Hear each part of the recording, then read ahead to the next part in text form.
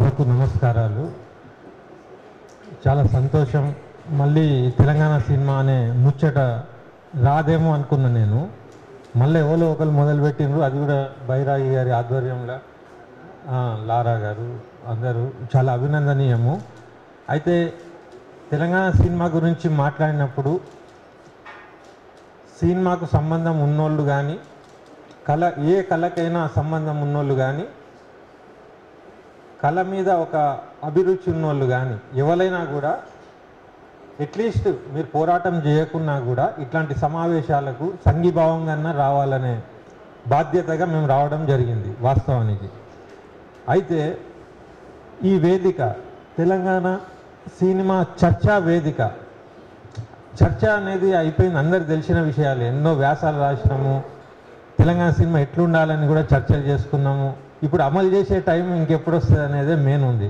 అయితే ఈ చర్చా వేదికను నా రిక్వెస్ట్ ఈ కమిటీకి ఏంటంటే ఒక ఇంప్లిమెంటేషన్ వేదిక లాగా దీన్ని మార్చాలి. ఎందుకంటే తెలంగాణలో పెద్ద పరేషాన్ ఏమున్నదంటే, నేను ఎన్నో ఏండ్ల నుంచి చూస్తూనే ఉన్నా, ఈ రౌండ్ టేబుల్ కాన్ఫరెన్స్లు చర్చలు జరుగుతూనే ఉంటాయి. కొత్త పార్టీ పెట్టాలని చెప్పి ఒక వేదిక తయారు చేసుకొని చర్చ పెడుతూనే ఉంటారు పాపం. అయితే ఆ చర్చ జరుగుతూనే ఉంటుంది కానీ పార్టీ రాదు. ఆ కాలయాపన జరిగే టైంకి మళ్ళీ ఈ పార్టీలే ఉంటాయి పాపం. ఒక్కొక్కరికి ఒక ఇజం ఉంటుంది, ఒక లక్ష్యాలు ఉంటాయి, అన్ని మంచి ఉద్దేశాలే ఉంటాయి. ఆ ఉద్దేశాలు ఉన్న వాళ్ళందరూ కూడా చర్చలే పెడుతుండ్రు, బయటికి వచ్చి అమలు చేస్తలేరు. అది నా బాధ. కానీ ఇప్పుడు కొత్త వేదిక పెట్టినప్పుడు చర్చ చేయండి, ఒకటేసారి కట్టెలు పట్టుకొని పోలేరు. కాబట్టి మళ్ళీ మనం మొదటికే వచ్చినాం. నేను అనేది ఒక లెవెల్కి పోతుంది పోరాటం, మళ్ళా దాన్ని ఆగిపోతున్నాము, మళ్ళా చర్చ కాడ నుంచి మొదలు పెడుతున్నాం. అయితే నేను అనేది ఏంటంటే ఇట్లాంటి చర్చ ఈ వేదిక. ఇప్పుడు వాళ్ళు కూడా దేశపాండే గారు వాళ్ళు కూడా ఏదో వేదికలు పెట్టి నేను న్యూస్లో చూసిన, అటెండ్ కాలే ఇప్పటిదాకా. రేపు ఉంది కదా మీది, రేపు దానికి కూడా పోవాలి మనం అందరం. మీరు కూడా మీ వేదిక వాళ్ళు కూడా వాళ్ళ వేదికకి వెళ్ళాలి, వాళ్ళ వేదికకు మన వేదికకు రావాలి. ఎందుకు తెలుసా, తెలంగాణ ఉద్యమంలో కూడా రకరకాల వేదికలు ఉండే. ఒకరు నిర్వహిస్తే మళ్ళీ వాళ్ళకి సంఘీభావంగా వాళ్ళే వచ్చేటోళ్ళు, వాళ్ళు పెడితే వీళ్ళు పోయేటోళ్ళు. ఎందుకంటే దీంట్లో తక్కువ మంది ఉంటారు. భావజాల వ్యాప్తి కోసము ఒకరికొకరు ఒక వేదిక అనేది ఏం లేదు, 100 వేదికలు పెట్టుంది. తెలంగాణ సినిమా లక్ష్యంగా పనిచేద్దాం, దాంట్లో టెన్షన్ ఏం లేదు. అయితే ఇప్పుడు మా సినిమా పరిచయాలు అవసరం లేదు, కానీ పోరాటంలో మన లక్ష్యం తెలంగాణ సినిమా సాధన, తెలంగాణ సినిమా పరిశ్రమ స్థాపన. అయితే దీంట్లో కొంతమంది మీ కాగడలు పట్టుకొని ఉరికినాం. నెక్స్ట్ కాగడ ఎవరికైనా ఇవ్వాలన్నా కూడా ఎవరు దిక్కులేక మళ్ళీ ఆ కాగడ పెట్టుకొని ఇంట్లో కూర్చున్నాం. ఉన్నమాట నిజాయితీగా చెప్తున్నాం. ఎంతసేపు అని ఉరుకుతాం చెప్పుర్రి, ఎంతవరకు పోతాం మనం? అయితే ఆ కాగడ పట్టుకొని ఉరికే క్రమంలో మేము అప్పట్లో తెలంగాణ సినిమా ప్రొటెక్షన్ ఫోరం అని పెట్టినాం.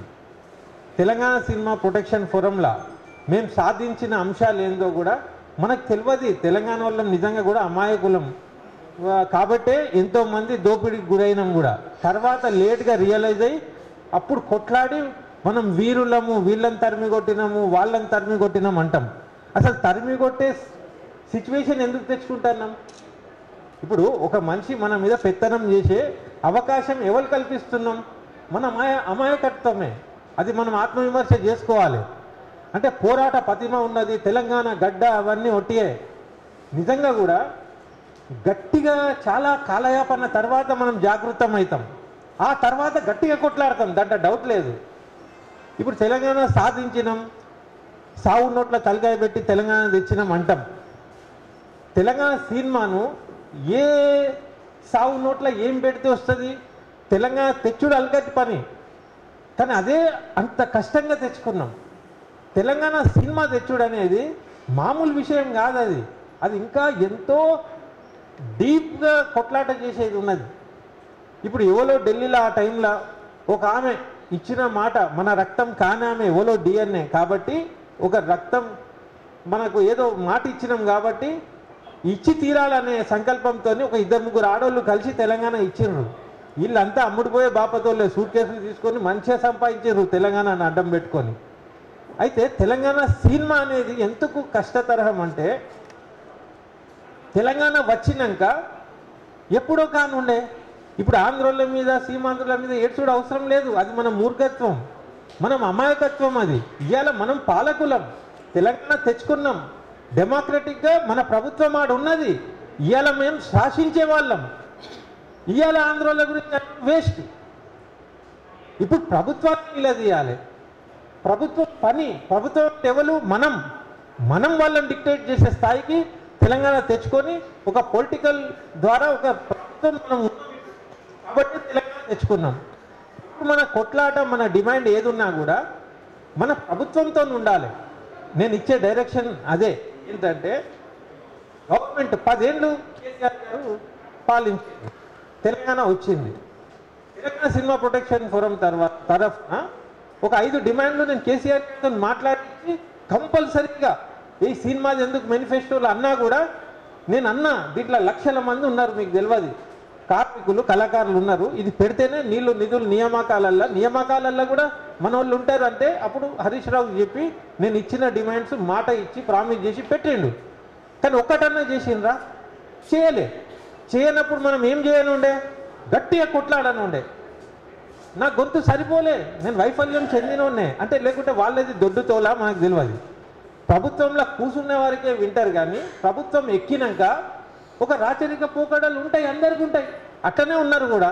ఇప్పుడు మన గేట్ దాకా కూడా నువ్వు పోలేవు. ఎలక్షన్ కంటే ముందు ఏ సలహా ఇచ్చినా 1 నిమిషంలో పాటించారు. ఆ ముఖ్యమంత్రి అయినా ఈ ముఖ్యమంత్రి అయినా. ముఖ్యమంత్రులు అయినాక పాటిస్తలేరు. మళ్ళీ ఏమవుతుంది? అరే ఈయన కూడా గంతేనా, ఆయన కూడా గంతేనా అంటాం. మళ్ళీ 5 ఏళ్ళ తర్వాత మళ్ళీ ఎలక్షన్లు వచ్చే టైంలో మళ్ళీ గట్టిగా చెప్తాం. మళ్ళీ ఎవడో ఉంటాడు, ఆడు విన్నట్టే వింటాడు. మళ్ళీ ఇదే 5 ఏళ్ళు పోతున్నాయి. కాబట్టి ఇప్పుడు ఏంటంటే ఆ సమయంలో తెలంగాణ ఉద్యమానికి అనుమానం ఉన్న ముఖ్యమంత్రి ఉన్నప్పుడే కాలే ఈ తెలంగాణ సినిమా. ఈజీ ఉండే, ఆయనకు పెద్ద కథ కాదు. కాళేశ్వరం ఆయనకు అనుకున్న అన్నీ చేసినప్పుడు సినిమా పాలసీ తీయడానికి ఏం కష్టమయ్యేది? జస్ట్ ఒక సంతకంతో అయిపోయేది. దీంట్లో ఏమైనా కోట్ల రూపాయలు కూడా కావు. ఎందుకు కాలే ఇది? ఎందుకు కాలే అంటే ప్రభుత్వంలోకి వచ్చినాక మామూలు మనిషి కూడా ఆడేదో పెద్ద రేంజ్ అని ఫీల్ అవుతూ ఉంటారు. ఫీల్ అయినప్పుడు ఏం కనబడతారు? మీరందరూ ఏదో వట్టి స్లమ్ పీపుల్, చిన్న మనుషులే, తెలంగాణలోకి ఏమొస్తుందా అని ఈ బాపత్ ఉంటుంది. నేను అనేది రాజకీయ శక్తులకు మీ బ్యాక్గ్రౌండ్ చూసుకోరు. మీరు ఎట్లుండే? మీరు కూడా ఒక ఊర్లలో ఉట్టి లోఫర్ల లెక్కనే ఉండే. కానీ మీ దాంట్లో మీరు ఎదిగి ఒక లెవెల్కి వచ్చినాక మళ్ళీ మీరు వాళ్ళతోనే కలుపుకుంటున్నారు. కానీ ఇట్లాంటి వాళ్ళని మీరు పట్టించుకోలేరు. ఇది మీ సైకాలజీ, మీ నైజం. నేను అనేది ఏంటంటే మీరు తెలంగాణ తెచ్చి ప్రభుత్వంలోకి ఎక్కినాక తెలంగాణ సినిమా తెచ్చుడు పెద్ద కథ కాదు. ఇప్పుడు కొద్దిగా ఫ్లాష్ బ్యాక్కి వెళ్దాం. 10 ఏళ్ళు తెలంగాణ సాధించినప్పుడు, తెలంగాణ వచ్చినాక కూడా ఉద్యమం వద్దనుకున్నాం మేము. కానీ 3 ఏళ్ళు కొట్లాడవలసి వచ్చింది. ఇప్పుడు కొంతమంది దాని మీద అవగాహన ఉన్న వాళ్ళకి తెలిసి ఉంటుంది. అది పేపర్లలోనే చదివి ఉంటారు, ఏదో రకంగా చదివి ఉంటారు. నాకు ఇంటర్నల్గా కూడా మెసేజ్లు ఇచ్చుకుంటా ప్రోత్సహించిన వాళ్ళు కూడా ఉంటారు. ఈ సమావేశంలో 2-3 కనబడుతున్నారు నాకు జెన్యూన్ వాళ్ళు. అయితే నా జెన్యూనే మరి, అంటే వాళ్ళకి మెదడు ఉన్నది అన్నట్టు. చాలామందికి మెదడు కూడా ఉన్నది, అర్థం కూడా కాదు. ఇప్పుడు మనిషి మాట్లాడుతుందంటే చెప్తా అప్పుడు ఏమైతే రాజు మొదటి భార్య సూపర్ అంటే రెండో భార్య బద్మాష్ అన్నట్టు ఉంటుంది. కాబట్టి పేర్లు చెప్తలేను, కానీ నా కళ్ళు, నా బాడీ లాంగ్వేజ్ చెప్తుంది. మీకు లక్ష్యం నెరవేరితే చాలు కదా. ఎండింగ్లో చెప్తా సందర్భం చూసుకొని. అయితే ఇక్కడ మంచిగా మాట్లాడారు, ఒక సంకల్పంతో ఉన్నారు. ఒక మీటింగ్ పెట్టుడు జోక్ కాదు. ఇప్పుడు వీడు పుణ్యానికి ఇస్తాడా? పైసలు ఇస్తేనే ఒక టేబుల్ పెట్టుకున్నారు, అందరు పెట్రోల్ వేసుకొని మళ్ళీ ఒక తాడికి వచ్చిర్రు. ఇది ఎంత కష్టమైన పనో నాకు తెలుసది. నేను సినిమా అంతా తీసి కొట్లాడి అంతా అయిపోయినాక కూడా పాపకి ఇన్ని పైసలు జమ చేసుకొని నేను చేసిన పనులే ఇవి చేసి ఎప్పుడు ఆపిన నేను ఉద్యమం అంటే 2000 ఎకరాల రాచకొండ ఫిలిం సిటీ ఇస్తున్నామని ప్రభుత్వం డిక్లేర్ చేసిందా? పెద్ద హెడ్లైన్స్ వచ్చినాయి. అదొక పెద్ద స్కామ్ ఉండే. కొంత జర్నలిస్ట్ మిత్రులు నాకు చెప్పడం వల్ల నేను 7 acres అదేంటి అన్నపూర్ణ స్టూడియోలో పెద్ద మీటింగ్ జరిగింది. తలసాని శ్రీనివాస్ యాదవ్కి ఇంటరాక్షన్ అని పెట్టింది. అనుకోకుండా నాకు కూడా ఆహ్వానం వస్తే నేను వెళ్ళలే. ఎందుకు వెళ్ళలే అంటే మళ్ళీ దాంట్లో ఆంధ్ర పెద్ద మనుషులే ఉన్నారు, వీళ్ళు కలిపి మీటింగ్ అట. ఇక వాళ్ళతో ఏం మీటింగ్ ఉంటే తెలంగాణ వచ్చినాక అంటే ఏదో ఉట్టిదే అన్నట్టు అర్థమైనది పోలే. కానీ ఒక జర్నలిస్ట్ ఫోన్ చేసి మరి అన్న ఇది ఒక పెద్ద స్కామ్ ఉంది, మొత్తం రాచకొండ భూమి మొత్తం మళ్ళీ ఫిలిం సిటీ అనే పేరుతోని ఒక బిల్డప్ ఇచ్చేసి రియల్ ఎస్టేట్ దందా జరగబోతుంది, కొల్లెటరల్లు పెట్టి స్టూడియోలు వీడియోలు వరల్డ్ క్లాస్ స్టూడియో అని డిసైడ్ అయిపోతే స్టూడియోలు కట్టుడు ఉండదు, ఏముండదు, బ్యాంకులోళ్ళని ముంచుడు ఉంటుంది, వీంది పవర్ వాంది క్రెడిబిలిటీ. అప్పుడు నేను ఇమ్మీడియట్ స్నానం చేసి తొందరగా పోయి ఏమన్నా కానీ నా భవిష్యత్తు పోతుందని కూడా నాకు తెలుసు. ఎక్కి అప్పుడు గట్టిగా మాట్లాడాల్సి వచ్చింది. ఏమని? తెలంగాణ ఏది రాచకొండ ఫిలిం సిటీ 2000 ఎకరాలల్లా స్పష్టత ఇవ్వాలి ప్రభుత్వం. తెలంగాణలో పాత్ర ఏంది? ఆ భూములు అటుపోతాయా ఇటుపోతాయా? రామోజీ ఫిలిం సిటీకి ఇచ్చిన భూములలోనే స్టూడియోలు నడపక టికెట్లు అమ్ముకుంటుండు. ఇంకా ఫిలిం సిటీకి భూములు ఏమవసరం? అవునా కాదా? అంటే దీని వెనుక ఏమున్నది? ఇప్పుడు మేము మళ్ళా గడ్డి పీకి నీళ్లు పోసి గా పనిలేనా, లేకపోతే తెలంగాణ భూమి పుత్రులకు మీరు ఏం చేస్తున్నారనే స్పష్టత ఇవ్వండి. ఈ ఫిలిం సిటీ దేనికో చెప్పాలంటే రసమయ్య లాంటి వాళ్ళు ఆడ గురుగురు ప్రభుత్వం ఇయ్యంగా నీకేం లేదు అన్నాడు. అనగానే నాకు ఇంకా తిక్కలేసి అసలు అవసరమే లేదన్నా. నేను ఆడ ఎవరు కిసాన్ అదే ఫార్మర్స్ వాళ్ళు వీళ్ళు ఇన్ని సమస్యలు ఉన్నాయి, మళ్ళా ఫిలిం సిటీ ఏంది? మీరు ఇచ్చిన 5 డిమాండ్ల పాలసీ ఓకే చేస్తలేరు, కానీ ఇంత పెద్ద ప్రాజెక్ట్ దేనికోసం? అసలు అవసరమే లేదని గట్టిగా అన్నాం. అనగానే కార్మికులు అందరు ఉండే ఫెడరేషన్ వాళ్ళు 200 కుర్చీలు ఇరిగిపోయినాయి. పరిస్థితి ఎట్లా వచ్చిందంటే మినిస్టర్ వచ్చి మీడియా ముందు చేతులు ఎట్టి ఇక్కడ జరిగింది ఏం రాయకండి అని ఫస్ట్ టైం చెప్పిండ్రు. అందరు కూడా రాయండి, మాది ప్రచారం చేయండి అంటారు. ఏం రాయకండి అని చెప్తే ఎంత హుషారు ఉంటారు చూడండి. ఒక బొకే తెచ్చి నా చేతనే మినిస్టర్కి ఇప్పించారు. గదే ఫోటో వచ్చింది పేపర్లలో నెక్స్ట్ డే. అర్థమవుతుందా? ఆంధ్ర పెద్ద మనుషులు అందరూ ముంగటి సీట్లో కూర్చున్నారు, కింద స్టేజ్ మీద ఈ బకరేగాలను మమ్మల్ని కూర్చోబెట్టిండ్రు. వింటారా? అంటే ఇంత టాక్టిక్స్ ఉంటుంది దీంట్లో. దేవుని వల్ల ఆ తర్వాత మీరే సాక్షులు. ఫిలిం సిటీ ఏది, 2000 ఎకరాలు ఏది, ముచ్చటే లేదు దాన్ని. అట్లా మనము సాధించగలిగినాం, దాన్ని ఆపగలిగినాం. సెకండ్, ఫిలిం డెవలప్మెంట్ కార్పొరేషన్ నుంచి ఫోన్ వచ్చింది. వెంకటేశ్వరరావు అని ఒక ఆయన ఉండే, నంది అవార్డ్స్ కమిటీ ఆయన, సంజయ్ అని ఇప్పటి కూడా ఉన్నారు. వాళ్ళు ఫోన్ చేసి, అన్న ఇది లోపల ముచ్చట, మాకు చెప్పాలన్న భయం అవుతుంది, అసలు ఎఫ్డీసీఏ ఎత్తేస్తున్నారు, ఫిలిం డెవలప్మెంట్ కార్పొరేషనే వద్దంటున్నారు. అయితే కేసీఆర్ గారు కూడా వద్దని డిసైడ్ అయ్యి సినిమాటోగ్రఫీ మినిస్ట్రీ కిందనే ఉంటుంది, ఇది మా ఉద్యోగాలు పోతున్నాయని వాళ్ళు మనకు చెప్పారు. అప్పుడు ఏం చేయాలి నాకు అనిపించింది, అసలు కార్పొరేషన్ లేకుంటే ఇంకా అభివృద్ధి ఏడు ఉంటుంది? కార్పొరేషన్ పెట్టేదే డెవలప్. ఇప్పుడు ఎన్ఎఫ్డిసి అన్నాడు దంచనాల గారు. ఎన్ఎఫ్డిసి ఆధ్వర్యంలో ఎంతోమంది డైరెక్టర్లు మంచి మంచి సినిమాలు వచ్చినాయి. ఎన్ఎఫ్డిసి చేసే పని టీఎఫ్డిసి చేస్తుందా? ఒక్క ముచ్చట చేస్తలేదు. అయినా ఆ టీఎఫ్డిసిఏ తీసేస్తే ఇంకా అభివృద్ధి ఏడు ఉన్నది అర్థం చేసుకోవాలి మనం. కాబట్టి అప్పుడు ఏం చేసినాము, ఏదో ఆ టైంలో ఉద్యమ స్ఫూర్తి, చాలామంది పరిచయం అయి ఉండే, అందరికీ మెసేజ్లు పంపి ఒక 200 మంది మినిమం అన్ని జిల్లాల నుంచి వచ్చేసి, చంద్రవదన్ ఐఏఎస్ ఉండే అప్పుడు.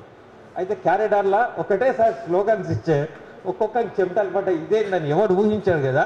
తీసుకుపోయి పేపర్ ఇస్తే చంద్రవదన్ గారికి అభినందనలు. ఎందుకంటే ఆయన ఐఏఎస్ ఆఫీసర్ ఉండి అక్కడ కూర్చొని కూడా ఇది సబబే, ఇది కరెక్టే అని ఆయన స్వీకరించి 2 నెలల్లో ఎఫ్డీసీ వేర్పడ్డది. అది మనం సాధించుకున్నాం. నేను అనేది సాధించుకున్నాం, మన అచీవ్మెంట్స్ అవి. ఆ తర్వాత ఎఫ్డీసీ ఏం చేయాలని కూడా కొట్లాడనే నేను ఉంటే నా బతుకు బస్ స్టాండ్ కాదా? నేను పెళ్లి చేసుకున్నా, పిల్లలు ఉన్నారు, నా బాధ్యత నాకున్నది. తెలంగాణ అనుకుంటేనే తిరిగితేమి, సినిమా తీసుకుంటేమి, అన్నీ చేస్తేమి, ఇంకెంతకాలం పోవాలి చెప్పుర్రి. ఇక ఎఫ్డీసీ అయితే ఆపినాం. అభివృద్ధి కోసం మీరు చేయాలి.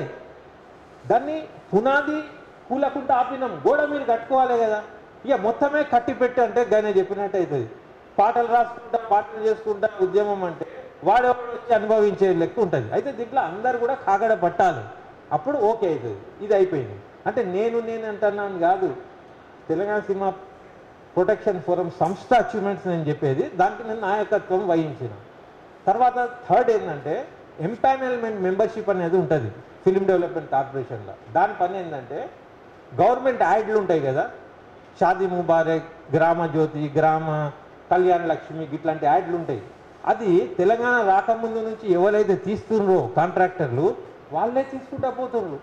అరే అట్లెట్లా, మన వాళ్ళకి పని దొరికితే ఉన్న అవకాశాన్ని యూజ్ చేసుకోవాలి కదా అని గట్టిగా నిలదీసి కేసీఆర్ గారు కూడా లెటర్లు రాసి పేపర్లలో రాసి అన్నీ చేస్తే కొత్త ఎంపానల్మెంట్ కూడా కాల్ఫర్ చేసిండ్రు. కానీ ఒక్క యాడ్ ఒక్కరికి ఇయ్యలే, కాల్ఫర్ చేసిండ్రు. ఎంపానల్మెంట్ మెంబర్స్ ఉన్నారు, తెలంగాణ పిల్లలు ఉన్నారు, వాళ్ళకు వచ్చినాయా? రాలే.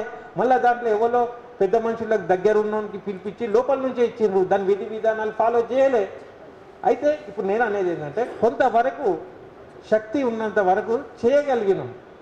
ఆ తర్వాత ఇక సాల్రాబాయ్ అనుకొని నేను సోనియా గాంధీకి లెటర్ రాసిన, ఏమని, మీకు మోసం జరిగింది, పొలిటికల్ మోసము, మీరు నిరాశ పడద్దు. ఇవాళ అంబేద్కర్ బొమ్మలు అంబేద్కర్ సచ్చినాక ఎట్లయితే ఊరు బొమ్మలు వచ్చినాయో రేపు తెలంగాణలో కూడా మిమ్మల్ని తల్లిగా భావిస్తారు, మీకు కీర్తి బాగుంటుంది. మీరు ఇటలీ నుంచి వచ్చి ఈడ పెళ్లి చేసుకొని యూపీఐకి 10 ఏళ్ళు మీరు పాలన చేసి పెద్దతరం చేసినా ఏది చేసినా తెలంగాణ ఇచ్చిన కీర్తే మీ లైఫ్ లాంగ్ మీకు కీర్తి ఉంటుందని చెప్పి నేను లెటర్ రాస్తే ఆమె ఇమీడియట్గా నన్ను పిలిపించుకున్నది. నేను ఆమెను సన్మానం చేసి సేవియర్ ఆఫ్ తెలంగాణ సోల్స్ అని నా దస్తూరితో రాసి ఆమెకు నేను సమర్పించి నా ఉద్యమాన్ని విరమించుకున్నాను. నేను చెప్పేది విరమించుకున్నాను. నేను ఉన్నది హానెస్ట్గా చెప్తున్నా. నేను కంటిన్యూ చేసి ఉంటే ఇంకా బాగుండేది, కానీ నా వల్ల కాలే. ఎందుకు కాలే అంటే ఈ ఇళ్ళని ఎట్లా మొబిలైజ్ చేయాలి, ఎంతకాలం చేయాలి, ఎట్లా తీసుకుపోవాలి. ఆ తర్వాత సెకండ్ ఒకటే ఉండే, ఏంది, టాకీస్ల మీద తిరగబాటు చేయడం, లేకుంటే హెచ్చరికలు జారీ చేయడము, ఆ లెవెల్కి వెళ్ళే పరిస్థితి ఉండే. అప్పుడు మళ్ళీ పోరాళ్ళందరూ జైలు పాలయ్యి కేసులు అయితే ఎవడు పోవాలి, మరి అదంతా పెద్ద ఉద్యమం అవుతుంది. కాబట్టి డెమోక్రటిక్గా రాజ్యాంగబద్ధంగా ప్రజాస్వామ్యంగా ఎంతవరకు చేయాలనో అంత చేసి ఆపేసినాం. ఆపినాక మొత్తం స్తబ్దతగా ఇట్లనే ఉన్నది. మనం కూడా అందరం అలసిపోయినాం, సైలెంట్ ఉన్నాం. మళ్ళీ ఎలక్షన్లు వచ్చినప్పుడు మా లాంటి వాళ్ళం అనుకున్నాం, అమ్మ ఇక మళ్ళీ ఈడు గెలిస్తే ఇక కథం, 10 ఏళ్ళు పోయినాయి, మళ్ళీ పోతాయి, ఎటు పెట్టి దించాలని ఎందుకు కంకణం కట్టుకున్నాం? కొత్త ప్రభుత్వం వస్తేనా చేపియచ్చు. ఒక మినిస్టర్ కాకుండా ఇంకోటి వింటాడు, ఇంకోటి కాకుండా ఇంకోటి వింటాడు. భయపట్టించినా భయపడతారు వీళ్ళు. వీడు భయం కూడా ఉండదా, ఎందుకంటే ఉద్యమంలోకి వెళ్ళి వచ్చినోడు, ఆయనకి అన్నీ తెలుసు. కాబట్టి వీడు పోతేనే ఏమన్నా అవుతుందని అనుకున్నాం. మళ్ళీ 1 ఇయర్ గ్యాప్ ఇచ్చినాం. ఏమని, సరే ఇప్పుడే వచ్చిండ్రు, ఆడ లంక బిందెలు ఉన్నాయంటే ఏం లేవు, అవి ఇవి అన్నారు. సరే రైతుల కష్టాలు ఉంటాయేమో అవి ఇవన్నీ కూడా మనం సైలెంట్గానే ఉన్నాం. అయితే ఇప్పుడు ముఖ్యమంత్రిని కలవాలి అని అంటుండు బ్రదర్. సంతోషం. నేను అనేది ముఖ్యమంత్రికి తెలియదా, వాస్తవానికి తెలిసి తెలియనట్టు ఉంటాడు. కాబట్టి మళ్ళా పోయి కనబడి ఇది అంటే ఒకటి రికార్డ్ అవుతుంది, మేము చెప్పినాం అనేది ఉంటుంది. కాబట్టి ఆయన ఆలోచన కరెక్టే. ముఖ్యమంత్రిని ఇక సినిమాటోగ్రఫీ మినిస్టరా, నమస్తే, ఆయన పాపం మంచోడే, తెలంగాణ ఉద్యమంలో కూడా ఉండే. ఆయన నిరాహార దీక్ష చేస్తే నల్గొండ టీంతో పోయి సంఘీభావం చెప్పినాం, అంత బాగానే ఉండే. ఇప్పుడు పాపం ఆయన డిఫేమ్ చేస్తుండ్రు, నీళ్ళల్లో వాటర్ అంటుండ్రు, అది అంటుండ్రు, ఇది అంటుండ్రు. అది ఎట్లా ఉన్నది పరిస్థితి అంటే పోవడానికి కూడా ఎట్లనో అనిపిస్తుంది. ముఖ్యమంత్రి గారికే పోదాం ఇక. ఎందుకంటానా అంటే ఆయన మీద నాకు జాలి కూడా వేస్తుంది. ఎందుకు జాలి వేస్తుంది? సినిమాటోగ్రఫీ మినిస్టర్ అప్పుడు తలసానికి ఇచ్చిండ్రు, ఆయన తెలంగాణ ఉద్యమంలో లేడు, నేను వ్యతిరేకించిన. అయినా కూడా నా అహంని చంపుకొని పోయి డిమాండ్ల కోసం పోయినాం, కానీ కాలే పని. సింహ అవార్డులు అనుకుంటా, ఏదో అవార్డులు అనుకుంటా కాలయాపన చేసిండ్రు. ఓకే, అది అయిపోయింది. అయితే ఇప్పుడు కోమటిరెడ్డి వెంకటరెడ్డి ఉద్యమకారుడు, ఆయనకు వచ్చింది సినిమాటోగ్రఫీ మినిస్ట్రీ అని సంబురపడి ఫోన్ చేస్తే ఆయన ఫోన్ తగలలే, ఆయన తిరిగి చేసిండు. రఫీ ఎట్లనో ఏంది అది అని. నేను సంతోషపడ్డా, అబ్బా మినిస్టర్ తిరిగి ఫోన్ చేసాడంటే ఎంత సూపర్ డెమోక్రసీ. సంతోషపడి అన్న కంగ్రాచులేషన్స్ అవి ఆయన కంగ్రాట్స్ అని. ఈ ఆంధ్రోళ్ళు మా కాడికే వస్తలేరు, మేము గెలిచి 10 రోజులు అవుతుందని ఆయనది అంటుండు. నేనన్నా 10 రోజులు అవుతుంది రాలేదని నువ్వెందుకు బాధపడతావు, నువ్వు మినిస్టర్ అన్నాను, రేపు ఇవాళ లేకుంటే రేపు వస్తారు, ఎందుకు రాలే అని అలుగుడేంది నువ్వు అని నేను అనడం జరిగింది. ఇది మా మధ్యలో సంభాషణ. ఆ తర్వాత నేను ఒక టీవీలో ఒక ప్రోగ్రామ్ చూసిన. దాంట్లో ఏమైంది, మురళీమోహన్ ఏదో శత జయంతో ఏదో జరుగుతుంది.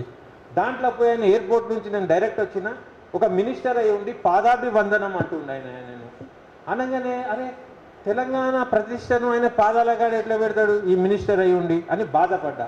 ఆ తర్వాత నేను సాహసం కూడా చేయలే, నా మనసు ఒప్పలే, ఆత్మ ఒప్పుకోలే. అరే మురళీమోహన్ పాదాల కాడ నువ్వు ఒక మినిస్టరు, తెలంగాణకు ఒక ప్రతినిధివి, నువ్వు పోయి పాదాల కాడ అని ఎట్లా అంటావు? నీ తెలంగాణ స్ఫూర్తి ఎట్టిపోయింది, తెలంగాణ రేషం ఎట్టిపోయింది అని నేను విజ్ఞతతో ఆలోచన చేసి నేను సైలెంట్ ఉన్నా. ఇక పోనీ ముఖమే లేదు, తలసాని అట్లుంటే ఈయన ఉద్యమం చేసి గిట్లాంటి ఉండేది అని అనుకొని నిరాశ చెందిన ఉన్నమాట. ఇదంతా ఎందుకు చెప్తున్నా మీకంటే నా భావాలు చర్చా వేదిక కదా, ఒక మనోభావాలు పంచుకుంటే దీంట్లోకి ఏదైనా ఉత్పన్నం అవుతుంది. ఏం స్టడీ చేస్తున్నాం, మన మన తీరు ఎట్లుండాలి ఏంటి అని చెప్పడానికి ఇవన్నీ పనికొస్తాయి అన్నట్టు. ఇప్పుడు అవార్డులు అని డిక్లేర్ చేసింది. అవార్డులు ఏం అవార్డు? ఆడ నిర్మాణమే లేదు, బహుమానాలు ఎవరికి ఇస్తారు, మళ్ళా అది ఎవరికి పోతాయి అర్థం చేసుకోవాలి. తర్వాత గద్దర్ ఉన్నక్కడ ఉండనియాక ఆయన గద్దర్ గద్దర్ అంటారు. ఇప్పుడు ఏమన్నా అంటే దాని మీద రకరకాలుగా వస్తున్నాయి. అయితే నేను దగ్గర నుంచి పరిశీలించింది ఏంటంటే గద్దర్ అవార్డ్ కమిటీ అని పెట్టింది.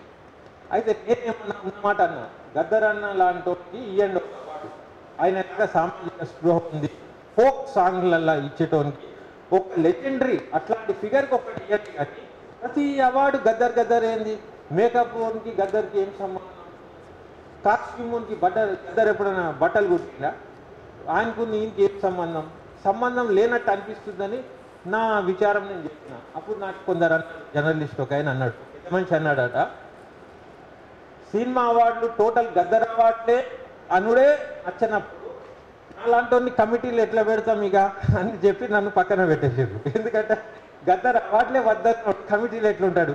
సూపర్, ఎంత తెలివి మంచి అనిపించింది. నిజమే, ఆ కమిటీలో మనం ఉన్నవన్నా ఉన్నాం. ఎందుకంటే దాంట్లో సురేష్ బాబు కూడా ఉన్నాడు, రాఘవేంద్రరావు కూడా ఉన్నాడు. తెలంగాణ తనం, తెలంగాణ స్ఫూర్తితోని, అదే ఆయన ఇక్కడోడే కదా.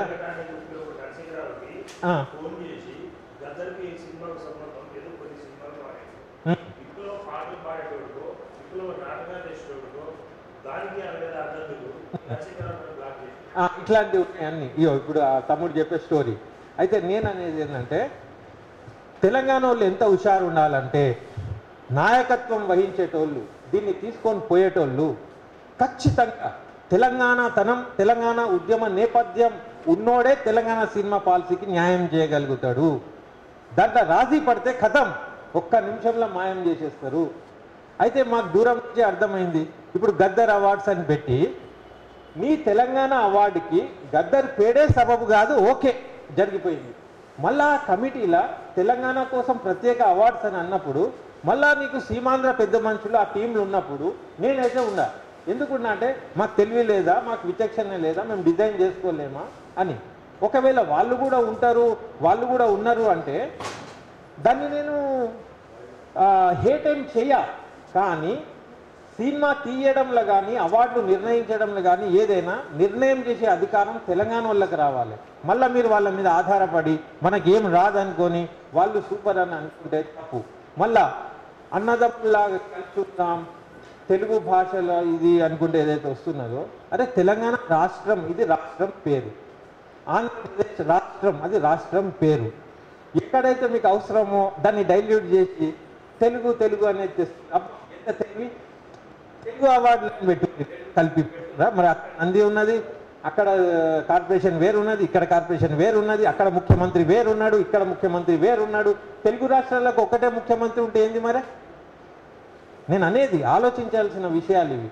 అయితే ఇప్పుడు మన నిర్మాణాలే లేవు, ఇప్పుడు అవార్డులు ఇస్తున్నారు. ఎవరికి పోతే అవార్డులు? నేను అనేది ఇప్పుడు మీ పోరాటం దేని మీద ఉండాలంటే, ఇప్పుడు ఒకటి జరుగుతుంది ప్రక్రియ, అవార్డు జరుగుతుంది. దాంట్లో అవకాశాలు జరిగే అవకాశాలు ఎందుకు ఉంటాయంటే, తెలంగాణ మట్టి వాసన తెలియని వాళ్ళు జ్యూరీలో ఉన్నారేమో ఫర్ ఎగ్జాంపుల్, వానికి మన సంస్కృతి ఎట్లా అర్థమవుతుంది? అర్థం కానప్పుడు నెత్తి మీదకి వెళ్ళిపోతుంది. అప్పుడు తెలంగాణ సినిమాలకు నష్టం జరగదా? మనం తీసేదేగా అవార్డుల కోసం.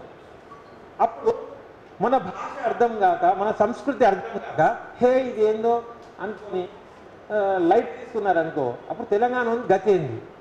కాబట్టి ఇప్పుడు తెలంగాణ రాష్ట్రంలో తెలంగాణ సినిమా కళాకారులకు, సినిమాలకు అభివృద్ధి చేయడానికే అవార్డు ఉండాలి, ఏ ప్రక్రియ ఉండాలి. కానీ దీన్ని సామరస్యంగా కలుపుకొని పోయేదానికి అసలు ఏం అవసరమే లేదు, ఆల్రెడీ ఉండే అది.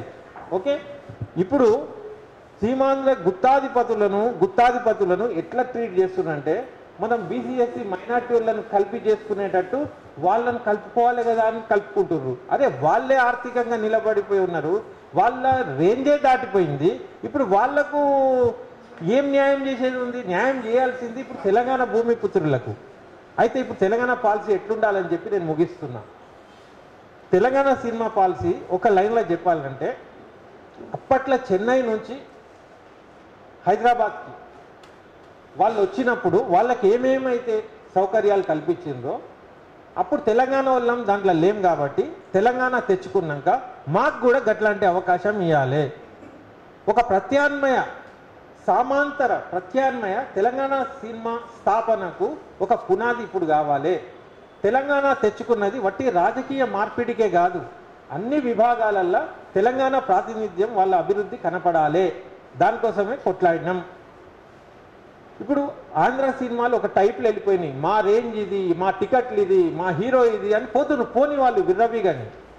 దెంచనాల గారు చెప్పినట్టు ఒక ఈస్టటిక్ వాల్యూస్తోని మన జీవితాలను ప్రతిబింబించేలాగా, మన మట్టి వాసన గుబాలించేలాగా మన సంస్కృతిని యూట్యూబ్లలోనే అదరగొట్టేస్తున్నారు మనోళ్ళు. దానికే ఎన్నో లైక్స్, సినిమాల కంటే ఎక్కువ దానికే అవుతుంది. అది సెల్యులాయిడ్ మీద పెట్టినప్పుడు ఆ సంస్కృతికి ఇమిడే కళాకారులకు అవకాశాలు వస్తాయి. ఆ సంస్కృతిని అర్థం చేసుకొని ఒక టెక్నీషియన్ కూడా అద్భుతంగా సెల్యులాయిడ్ మీద పెట్టినప్పుడు 100% తెలంగాణ సినిమా ప్రపంచంలోనే గొప్ప సినిమాలాగా 100% వ్యాప్తి చెందుతుంది. దానికి ఈ పిచ్చి ఫార్ములాలు, ఇవన్నీ రెగ్యులర్ ఫార్ములాస్తో పబ్లిక్ కూడా బోర్ అయిపోయింది. కాబట్టి సహజత్వంతో, నిజ జీవితాలతోని రియలిస్టిక్గా టు మేక్ బిలీవ్ ఆ రకంగా ఒక మంచి సినిమాలు చేస్తే ప్రపంచ స్థాయికి కూడా తెలంగాణ సినిమా ఆటోమేటిక్గా పోతుంది. ఇప్పుడు ఎట్లయితే అందగత్తెల షో పెట్టారు కదా, వాళ్ళు వీడికి వచ్చి బ్యూటీ షో జరుగుతుంది. మన తెలంగాణ సినిమాలు ప్రపంచంలోనే వ్యాప్తి చెందిపోతాయి. ఏడికంటే ఆ ఫెస్టివల్లో మనవి ఉంటాయి. పైసలు పెట్టి ఆస్కార్లా అంత కన్నలాట అవసరం లేదు మనకు. ఇప్పుడు వాళ్ళు ఏదో కింద మీద పడి పైసలు ఉన్నాయి కాబట్టి ఎట్లెట్లా ఏమేమి చేసి ఆ కీర్తికి ఎట్లా ఆకాంక్షించారో మనం చూసినాం. మన ప్రభుత్వం మన సినిమాలను, మన కాడ పైసలు ఉన్నాయి కాబట్టి ఫెస్టివల్స్లకు కూడా పంపి ఏర్పాటు చేయాలి. ఒక కమిటీ చేసినప్పుడు సబ్సిడీ కానీ రుణమాఫీ కానీ సినిమా తీసేసినాం. నేను రేపే మొదలు పెడతా, నేను నిరాశవాదిని కాదు, నేను రేపు సినిమా తీయగలుగుతాను, నాకు అంత ధైర్యం ఉంది, నిర్మాణంలో అంత పట్టు ఉంది, నాకు అందులో నిర్ణయం అవసరం లేదు, వాళ్ళ జోలి లేకుండా సినిమా తీయగలుగుతాం. తీసినాక టాకీస్లో ఇవి అక్కడనే వచ్చింది పంచాయతీ. అయితే తెలంగాణ సినిమా తీసినప్పుడు వాళ్ళకు అప్పుడు సబ్సిడీ 15 లక్షలు 10 లక్షలు ఎట్లు ఇచ్చిండ్రో ఇప్పుడు కాలం మారింది కాబట్టి మినిమం 25 లక్షలు ఏదో సబ్సిడీ ఇచ్చి ట్యాక్స్ లేకుండా చేసి కొంతకాలం వరకు థియేటర్లలో చోటు కలగాలి. మనకు థియేటర్లలో చోటు కలిగినప్పుడు ప్రజలకు ఈ సినిమాకు ఆ సినిమాకు తేడా కనబడుతుంది. నువ్వు ప్లాట్ఫామే ఇవ్వనప్పుడు తేడా ఎట్లా కనబడుతుంది? కాబట్టి తెలంగాణ సినిమా పాలసీల తెలంగాణ భూమిపుత్రులతోని తెలంగాణ నిర్మాతలు నిర్మించిన సినిమాలు తెలంగాణ ఎగ్జిబిటర్లు ఎగ్జిబిట్ చేసినప్పుడు, తెలంగాణ డిస్ట్రిబ్యూటర్ పంపిణీ చేసినప్పుడు ఇక్కడి సంస్కృతి సాంప్రదాయాలు ఉన్న సినిమాకు ఈ రాయితీలు వర్తించాలి అని ఒక కండిషన్ పెట్టాలి. అప్పుడు అట్లాంటి సినిమాలు తీస్తూ మనం ఎదుగుతాం. ఎదిగినప్పుడు తెలంగాణ ఖ్యాతి ప్రపంచవ్యాప్తిగా అవుతుంది అనేది నా ఉద్దేశం. ఇది సాధించడానికి అది పెద్ద కష్టతరం కాదు. దానికి గవర్నమెంట్ ఫండింగ్ కూడా అవసరం లేదు. దాని ఉపాయాలు మన దగ్గర ఉన్నాయి. కానీ ఎవడన్నా పిలిస్తే కదా మనం తీసుకుపోయి బ్లూ ప్రింట్ ఇవ్వడానికి ఆ ఇంట్రెస్ట్ ఉండాలి కదా. సోనియా గాంధీ లాగా ఇంకెవరన్నా ఉంటే కానీ ఎట్లయితే తెలంగాణ ఫ్లూక్లో వచ్చేసిందో, మన దేశ స్వాతంత్ర్యం కూడా అక్కడ ఏదో పరిస్థితులు బాగాలేక దన్నను ఎట్లయితే ఇచ్చిండ్రో, కానీ ఇచ్చిండ్రు కదా, అప్పటి వరకు కొట్లాట కొనసాగింది కదా. ఆ కొనసాగింపు అనేది జరగాలి. ఏదో టైంలో ఎవడో వస్తాడు, ఏదో అవుతుంది. కాబట్టి ఇప్పుడు పెట్టిన చర్చా వేదిక 4 చర్చలకే పరిమితం కాకుండా సాధించే వరకు, ఈ లక్ష్యం నెరవేరే వరకు కడదాకా మీరు సాగితే ఇప్పుడు ఈ సమావేశంలో మీరు ఒప్పుకోండి, మేము కూడా మీకు సహకరిస్తాం. 4 మీటింగ్లు పెట్టేసి మీరు కూడా 4 లెక్క అలసిపోయి సాగుతీ అనుకుంటే ఇది కూడా దండిగే. కాబట్టి ఇప్పుడు మీరు ఆత్మవిమర్శ చేసుకొని ఈ వేదిక మీద మీరు చెప్పాలి. ఇప్పుడు మాకు ఇది కంటిన్యూ చేద్దాం, మా తమ్ముళ్ళు చెప్పిన డిమాండ్లకు ముందుకు పోదామని మీరు తీర్మానాలు చేసుకుంటే, అన్నానన్న సరే అన్నలు అనుకుంటారు, ఇప్పుడు తీసుకుపోతారా? కరెక్ట్. కాబట్టి ఏంటంటే ఇప్పుడు ఏంటంటే ఇప్పుడు ఈ డైరెక్షన్ ఇంపార్టెంట్ అనమాట. 7 దాకా పోరాటం వచ్చింది, ఏం చేయవలసి ఉన్నది, అయితే దీంట్లో నేను విన్నప్పుడు ఆంధ్రోలు సినిమాలు అవి ఇవి అని వింటున్నాం. అది వద్దు. గవర్నమెంట్ మీద పడుండ్రి, మీ ప్రత్యామ్నాయం మీరు క్రియేట్ చేసుకోండి. మీ టాలెంట్తోని, మీ కార్యక్రమాలతోని, మీ సినిమా పనితనంతో వాళ్ళతో పోటీ పడుండ్రి. వాళ్ళది ఒక చెత్త అనుకోండి, కానీ వాళ్ళు సంపాదిస్తున్నారు కదా, మనం ఏం చేస్తలేము. వాడు సంపాదిస్తుడు, మంచిగా ఎదుగుతుడు, మనమేమో గిదే చేసుకుంటా బాధతో ఉంటున్నాం. నేను అనేది మన ప్రభుత్వం వచ్చింది, తెలంగాణ సాధించుకున్నాం. తక్షణమే మనం ఇక టైం వేస్ట్ వద్దు, గవర్నమెంట్ని నిలదీసి మనం మన కళ నెరవేర్చుకుందాం. Thank you.